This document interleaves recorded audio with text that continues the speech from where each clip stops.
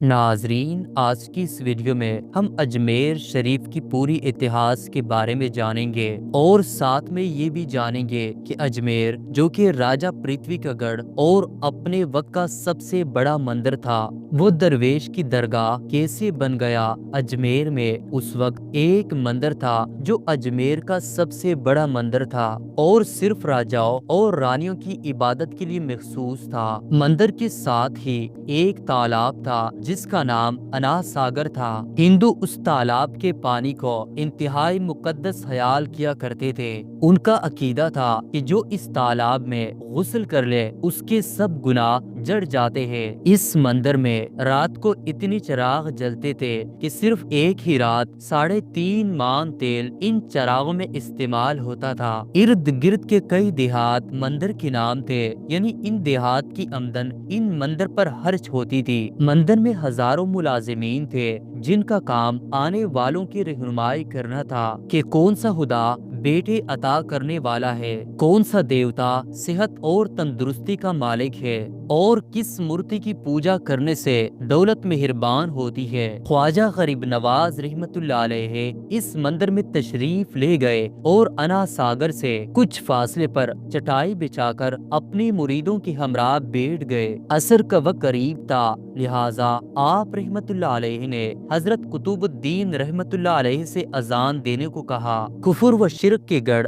اجمیر میں اللہ کی وحدانیت اور حضرت محمد صلی اللہ علیہ وآلہ وسلم کی رسالت کا یہ پہلا اعلان تھا۔ وہ لوگ اسلام سے مکمل طور پر لا علم تھے، چنانچہ اذان کی آواز سن کر وہ حیران ہوئے اور اپنے گھروں سے نکل آئے۔ سب مسافروں نے انا ساگر کے پانی سے وضو کیا اور نماز پڑھنا شروع کر دی۔ سب ہندو حیران رہ گئے کہ سب بھگوان تو مندر کے اندر ہے، تو یہ لوگ صحن میں کس بھگوان کو سجدہ کر رہے ہیں۔ شام ہوئی تو راجہ کی اونٹ جو دن میں چرانے کے لیے گئے تھے اپنے چرواہے کے ساتھ واپس آنے لگے۔ اتفاق سے جہاں حضرت خواجہ رحمت اللہ علیہ اپنے ساتھیوں کے ساتھ بیٹھے تھے وہ جگہ راجہ کے اونٹوں کے بیٹھنے کی جگہ تھی۔ چرواہے نے بابا صاحب رحمت اللہ علیہ سے کہا کہ اٹھو بابا، اونٹوں کے بیٹھنے کی جگہ خالی کر دو۔ آپ رحمت اللہ علیہ نے فرمایا اتنا میدان پڑا ہے، اونٹ تو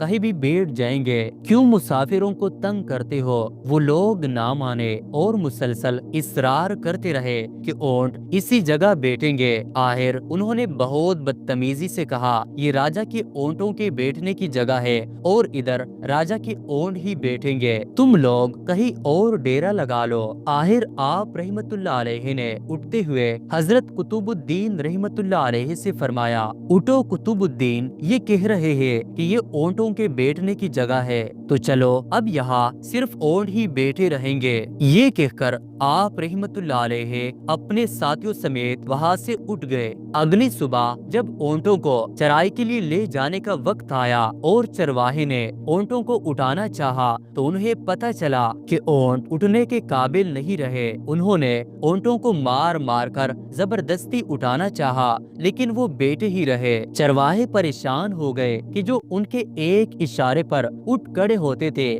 آج کیوں نہیں اٹھ رہے۔ آخر کر انہیں یاد آیا کہ کل اس مسافر فقیر نے کہا تھا کہ چلو اب یہاں اونٹ بیٹھے ہی رہیں گے۔ لوگ اکٹھا ہونا شروع ہو گئے، کوئی کہہ رہا تھا کہ فقیر کوئی کامل جادوگر ہے، کسی کا خیال تھا کہ وہ کوئی بھگوان کا اوتار ہے۔ بات راجہ پرتھوی تک جا پہنچ گئی کہ ایک مسافر نے راجہ کے اونٹوں پر جادو کر دیا ہے۔ راجہ نے حضرت معین الدین رحمت اللہ علیہ کو پیغام بھیجا کہ تم کیسے فقیر ہو جو بے زبانوں کو باندھ رکھا ہے، یہ بیچارے بھوک اور پیاس سے مر جائیں گے، اس لیے مہربانی کر کے اپنا جادو واپس لے لو۔ آپ رحمت اللہ علیہ نے فرمایا ہم مسلمان ہیں اور مسلمان بد دعا نہیں کرتے اور نہ ہی جادو کیا کرتے ہیں، جاؤ جس کے حکم سے بیٹھے تھے اسی کے حکم سے اٹھ کھڑے ہوں گے۔ اب جو جا کر چرواہے نے اونٹوں کو اٹھایا تو پہلی بار میں اونٹ کھڑے ہو گئے۔ ہندوؤں کی دلچسپی ان مسافروں میں بڑھنے لگی۔ 5 وقت کی اذان ہوتی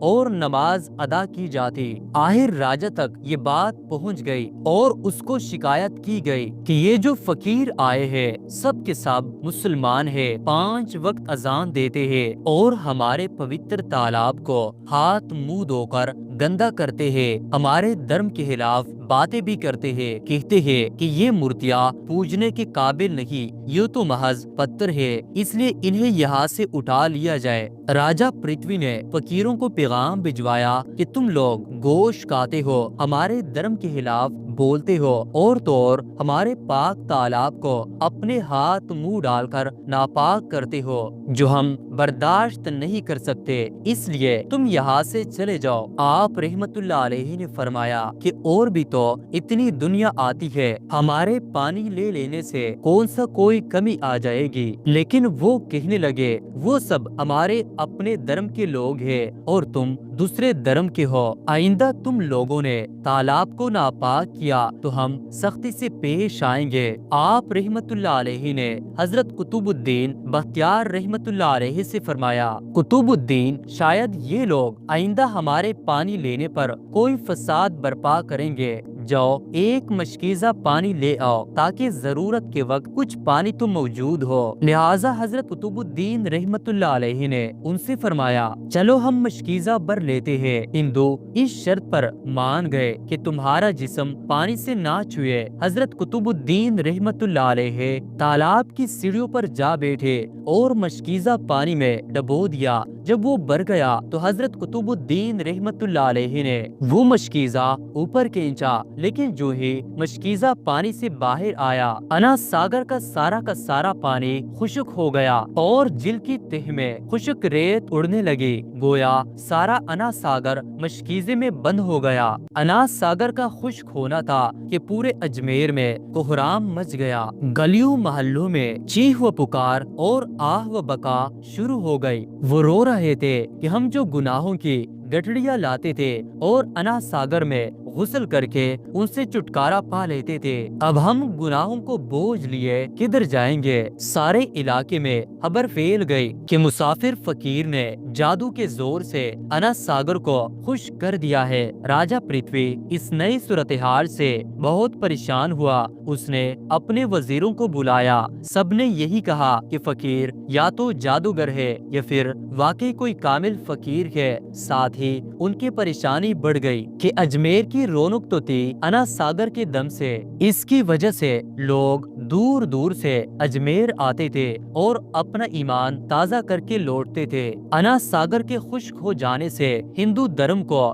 سخت دھچکا لگا تھا اور ایک تشویشناک بات تھی۔ آخر طے پایا گیا کہ فقیر سے مذاکرات کیے جائے کہ آخر وہ چاہتا کیا ہے، اگر اس کے مطالبات معقول ہو تو تسلیم کر لیا جائے، یا پھر سب مرد اور عورتیں بچے جا کر فقیر کی منت سماجت کرے کہ لوگوں کو پریشانی سے نجات دلاؤ اور ہم پر کرم کرو، ہم اپنے گناہوں کو بوجھ اٹھائے کدھر جائیں گے اور کیسے سکون پائیں گے؟ یہ تجویز زیادہ آسان تھی، لہٰذا تمام لوگ بابا صاحب رحمت اللہ علیہ کے پاس آئے اور بولے بابا تم بھی وضو کر لیا کرنا، لیکن بھگوان کے واسطے ہمارا انا ساگر ہمیں لوٹا دو۔ حضرت خواجہ غریب نواز رحمت اللہ علیہ نے حضرت قطب الدین رحمت اللہ علیہ سے فرمایا جاؤ قطب مشکیزہ واپس تالاب میں ڈال آؤ۔ جو ہی مشکیزہ تالاب میں الٹایا گیا انا ساگر کناروں تک اچھل آیا، اس پانی نے کئی دلوں کو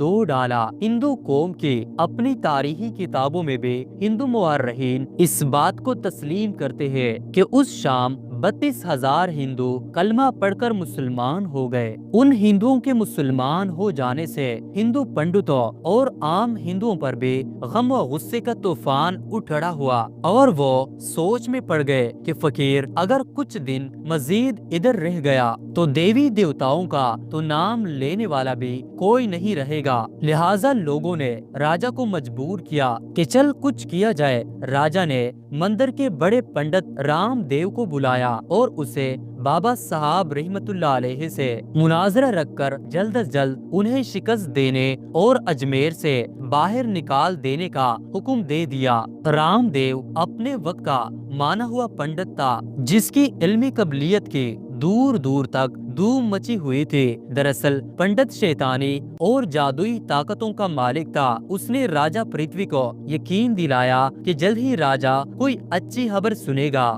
رام دیو بابا صاحب رحمت اللہ علیہ کے پاس آیا اور الٹے سیدھے سوالات کرنا شروع کر دیے۔ حضرت خواجہ رحمت اللہ علیہ نے خاموشی اختیار کیے رکھی۔ جب رام دیو نے حد سے بڑھ کر شور مچانا شروع کر دیا تو حضرت خواجہ رحمت اللہ علیہ نے اس کی طرف آنکھ اٹھائی اور مسکرا کر فرمایا، رام دیو تو شور مچا رہا ہے اور میں تیرے ماتھے پر ایمان کا نور چمکتا ہوا دیکھ رہا ہوں۔ اس نے کہا اور لہجے میں نہ جانے کیا جادو تھا کہ رام دیو قدموں پر گرا اور روتے ہوئے بولا، بابا جس دھرم کے تم ہو اس دھرم میں مجھے بھی شامل کر لو۔ سب لوگ جو مناظرہ دیکھنے آئے تھے سب حیران ہوئے اور رام دیو جو بابا کو شکست دینے آیا تھا خود ہی مسلمان ہو گیا۔ تاریخ کی کتابیں بڑی پڑھی ہے کہ حضرت خواجہ اجمیر رحمت اللہ علیہ واحد بزرگ ہے جنہوں نے 90 لاکھ ہندوؤں کو مسلمان کیا۔ صدیاں بیت گئی مگر سلطان الہند غریب نواز حضرت خواجہ معین الدین چشتی اجمیری رحمت اللہ علیہ کا مزار